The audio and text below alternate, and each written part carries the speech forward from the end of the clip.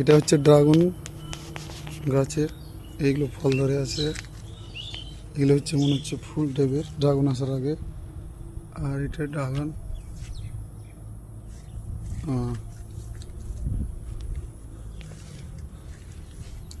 এখানে একটা আছে এই যে ড্রাগন ফুল।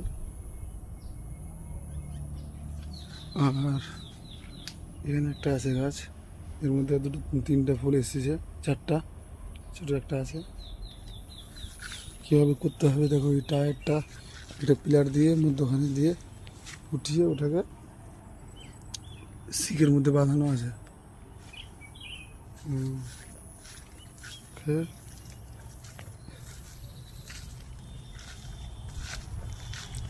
এরকম করে হয়। আর এই সব গাছের গাছ সমস্ত কিছু আমাদের উত্তর দিনাজপুর কৃষি বিদ্যা কেন্দ্র আমি এখন উপস্থিত রয়েছি। এটা মনে হচ্ছে আই থিঙ্ক সিমের গাছ। কীভাবে চাষবাস করতে হবে তার এখানে দেখানো হয়েছে। এটা বেগুন।